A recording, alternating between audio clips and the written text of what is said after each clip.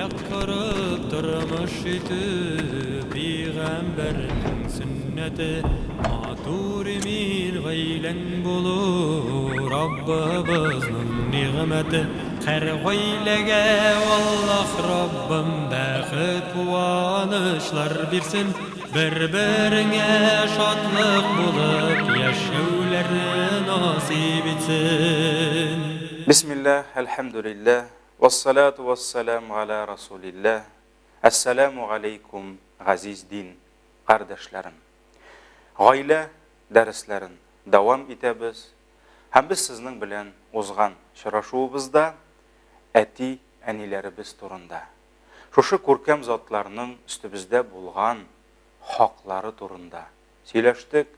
Hem Allah tilese bugünkü dersimizni apa, abilarımız, enilerimiz, singillerimiz, yani gailede tuğanlar hakkına bağışlarımız. Allah-u Teala her kaysımızını enilerimizin karınlarında yoktan bar kıldı. Ana karını, her birimizin birinci yurtu, birinci dünyası buldu. Bir karında yaralgan, bir karında özünün tevgi rizıgın tapkan kişiler, karından jir üstüne köşkeşte, bir-birsine karındaş bulup kalırga, bir-birsin kaygırtıp yaşarga deyişler. Çünkü alar bir atadan, bir anadan tuğanlar, şuna da tuğanlar dip atalalar.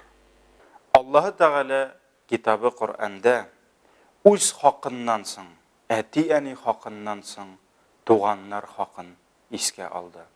وَاعْبُدُوا اللّٰهَ وَلَا تُشْرِكُوا بِهِ شَيْئًا وَبِالْوَالِدَيْنِ إِحْسَانًا وَبِذِي الْقُرْبَى Bir Allah'a gına ibadet kılığız. Ona hiç kimni tinlemegiz. Ota onağızga hem tuğanlarınızga iyilik kılığız. Nisa suresi 36. ayet. Süykli peygamberimiz, peygamber bulup kilgeçte birinci günden kişilikni tuğanlaşıp yaşarga, yakınlarının kadirin bilirge şakırdı. Dinimizin bu sıfatın Müslümanlar gına tügül, hatta peygamberimizge düşmanlık көрсетуші kişiler de inkar ete almadılar.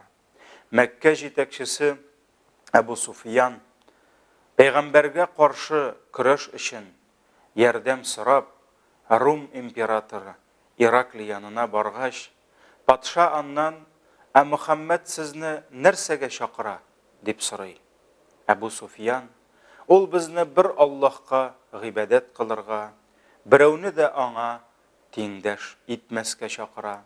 Ol bizni namaz okurga, bir-birine toğrı bulurga, bir-birini keşirip yaşarga, hem tuğanlık jiplerin saklarga koşa, dedi. Süykli peygamberimiz Mekke'den Medine'ge köşüp kelgeçte, onun yanaşasına kişiler jıyıldı. Ol alarga, Müslümanlar, bu şehir bizniki bulaşak, bütün kafirlerini, imansızlarını kuvabız deyip, patşalıkka ımtılmadı, властьқа ırgılmadı. Belki, ol özünün evvelgi müracaatinde, ey kişiler, bir-birigizge selam berigiz, bir-birigizni rizıklar bilen sıylaşıgız, tuğanlık jiplerin beylegiz, hem tünne bilen, kişiler yıklaganda namaz okağız, selam bilen cennetke kirersiz, dedi. Tuğanlıkның nerse ikenin peygamberimiz kişkineden yaxşı bildi. Atan azın anın көрgeni bulmadı. 6 yaşında Gaziz enkesini yoğaltıp babay koluna kaldı. 8 yaşında babası da vafat bulup etisinin abisi Ebu Talip iyine köştü. 40 yıllap Ebu Talip'nin izgiligini tuyup yaşadı. Usip nıgıgaş, anın oğlu Galini öz iyine alıp kayttı. Şolay etip ağır halde bulgan abisine yardım etti. Allah ona peygamberlik vazifasını tapşırgaç da en ilik cennet, бәхет yoluna öz tuğanların indirge çakırdı. Кайбер кешеләр, минем туганнар, ничек телим, шулай яшим дип, туганнарына булган мөнәсәбәтен үзенең шәхси эше дип кенә саныйлар. Бу бик зур хата. Әлеге җинаятның бәләсе бөтен халык, ил өстенә төшә. Элгәре заманнарда әти-әниләр үзләренең балаларын туганнары белән начар яшәүчеләрдән ярак торырга, алар белән дус булмаска өйрәткәннәр. Пәйгамбәребезнең оныгы Хөсәйннең улы Гали үз баласына насихат итеп: "Улым, туганлык җепләрен үзүче белән дус була күрмә, чөнки Аллаһ андый кешеләрне үз китабында 3 урында каргады, ләгънәт кылды", дип кисәтә. Бүген җәмгыять кеше үтерү, наркотиклар куллану, урлашу, эчкечелек кебек нәрсәләрне җинаят дип белгән кебек, туганлык җепләрен үзүне дә милләт, халык фаҗигасы итеп күрергә тиеш. Әүвәлге заманнарда мөселманнар җыелышып дуга кылыр алдыннан имам кешеләргә борылып, арабызда туганнарын рәнҗетүчеләр булса, чыгып китегез моннан, без хәзер дуга кылабыз, туганын рәнҗетүчеләргә күк ишекләре ябык дип әйтә торган булган. Ни өчен? Алар туганнары белән тату яшәмәүчеләрдән курыкканнар. Чөнки үз туганыннан ваз кичкән кешедән Аллаһ ваз кичә. Сөекле пәйгамбәребез туганлык Аллаһының гаршендә эленеп тора һәм кем мине саклый, ягъни туганлыкны, аның белән Аллаһ була. Кем мине үзә, аннан Аллаһ үзелә, дип әйтә, диде. Ике туган бер карында яралганнар, бер карында үзләренең беренче ризыкларын тапканнар. Бер күкрәк сөтен имеп, бер ананың кычагында үскәннәр. Күкрәктән аерылып, әни тезеннән төшкәч тә, туганнарның бер-берсенә якын булып калулары, аларның тормышларына, ризыкларына, мал-мөлкәтләренә бәрәкәт бирә. Сөекле пәйгамбәребез кемнең ризыгы киң һәм гомере озын булуын теләсә, туганлык җепләрен ныгытсын диде. Туганнарың белән туганнарча яшәп, ризыгың киңәя, гомерең озыная. Кызганыч, бүгенге көндә күпме кешеләр байлык артыннан куып, ризыкларын арттырыйм дип, үз туганнарыннан баш тарталар, араларын өзәләр. Төрле низакларга кирип, якыннары белән тамам әрләшеп, сутлашып бетәләр. 3 көнлек дөнья малын арттырам дип, кеше үз башына туганының рәнҗешен ала. Туган хакына кирип, байлык артмый, бетә икәнен аңлый алмый бишара.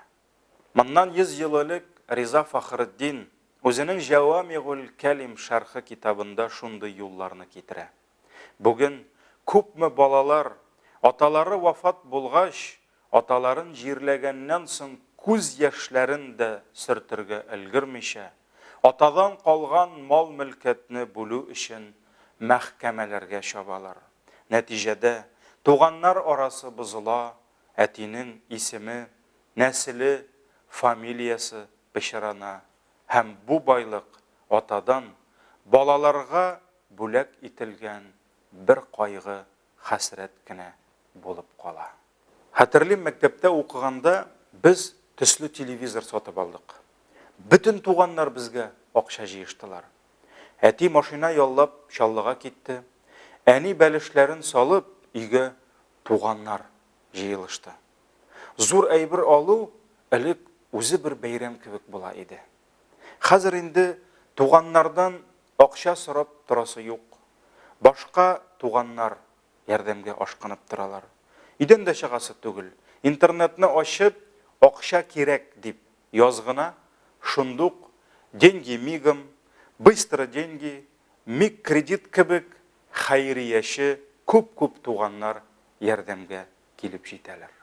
Туганнар белән җыелышып әйбер алу, ярты авыл белән йорт күтәрү кебек нәрсәләр бүген бетеп килсә дә, кредит алганда үз туганнарын поручитель итеп кертеп, соңыннан үзенең бар әҗәтләрен аларның сыртына калдыручылар аз түгел. Ничарадан бишара, бүген күпме әби бабайлар елап мәчет чиркәүләргә киләләр. Оныклары алар исеменә кредит алып, булары баш аяк процентка чумып, хәер сорашып йөриләр. Ә бит туган рәнҗеше, бигрәк тә әбиеңнең, бабаңның рәнҗеше бик тиз кайта. Сөйкле пәйгамбәребез кылынган гынахларның икесенең газабы бигрәкләр бу дөньяда тиз кайта диде. Явызлык кылу һәм туганлык җепләренең өзүнең газабын Аллаһ бу дөньяда ашыктыра, ахирәткә дә калдыра дип әйтелә хадистә. Туганнар арасында булган җылы хисләрне һәр заман ныгытып, яхшыртып тору тиеш. Ярар, без булай да туганнар инде, бер әти, бер әни балалары дип, туганың белән еллар буе күрешмәсәң, аралашмасаң, барып хәлен белмәсәң, туганлык хисләре сүнеп тә китә. Шуңа күрә кешеләр һәр заман күрешеп, йөришеп яшәргә тиешләр. Сөйкле пәйгамбәребез, якын туганың белән дә араңны өссәң, ул сиңа якын булмас. Ерак туганың белән дә аралашып яшәсәң, ул ерак булмас диде. Әлбәттә, туганың синең белән тату булганда, алар белән кунакка йөрү, аралашулары үзе бер рәхәт. Ләкин мөселман кешесе үзен ачык чырай, мул табыннар белән каршы алучы туганын гына түгел, аны дус күрмәүчесе белән дә туганлашып яшәргә тиеш. Туганың сиңа таш белән атканда, аңа аш белән кайтара алсаң, менә бу Аллаһ каршында чын изгелек була. Сөйкле пәйгамбәребез җавап йөзеннән генә туганлыкны саклаган кеше чын туган түгел. Туганнары аның белән дошманлык кылганда, аны ташласалар, менә шул вакытта аларны ташламаган кеше чыннан да туганлык җепләрен саклаучы була. Сөйкле пәйгамбәребез Әбу Зәр исемле сахабәсенә дә туганың синнән йөзен чөйерсә дә, аның белән туганлашып яша дип васият бирә. Динебез синең янәшәңдә булган, син күргән, син белгән туганнарыңны тану гына түгел, хәтта буыннар арасындагы туганлыкны да сакларга чакыра. Кешеләрдә нәсел, нәсәп дигән нәрсә бар. Нәсел ул синнән соң киләчәк буыннар, бала, онык һәм торыннарың. Нәсәп исә ул синең ата, бабаңнар. Син нинди нәселдән килдең? Шәҗәрә агачың сине кайларга илтеп, ул сине кемнәр белән тоташтыра? Кызганыч, бүген күпләр, бигрәк тә яшьләр, бу нәрсәне кирәк дип тә белмиләр. Борынгыларыңның сиңа кирәге булмаса, бала оныкларыңа син дә кирәк булмаячаксың. Тар һәм караңгы ләхетләрдә дуга көтеп, тилмереп ятканда, бала оныкларың сине искә алсыннар, сиңа дуга кылсыннар дисәң, бүген үз бабаңны, үз әбиеңне, вафат булган әти-әниеңне, вафат булган абыйларыңны һәм башка туганнарыңны дугадан калдырма. Нәрсә чәчсәң, шуны урырсың дигәннәр. Туганлык орлыкларын чәчсәң, иншалла, аның җимешләре бик тә татлы һәм дәвамлыдыр. Сөйкле пәйгамбәребез, нәсәпләрегезне өйрәнегез, шуның белән туганлык җепләрегезне бәйләрсез. Туганлыкны ныгыту гаиләдә мәхәббәтне булдыра, байлык ризыкны арттыра һәм гомерләрне озынайта диде. Азиз дусларым, туганнарыбыз, гаиләләребез белән дус һәм тату яшәп, үзебезнең ризык һәм гомерләребезнең бәрәкәтен арттырыйк. Раббым, Bizge sınaулы вакытларда bir-biribizge ярдәмгә ашыгып, куанышта bir-biribез өчен шатланышып, матур итеп, зур, ныклы гаиләләр булып яшәргә насыйп итсен. Исән, имин. Куанышлар бирсен, бер-береңә шатлык булып яшәүләрне насыйп итсен.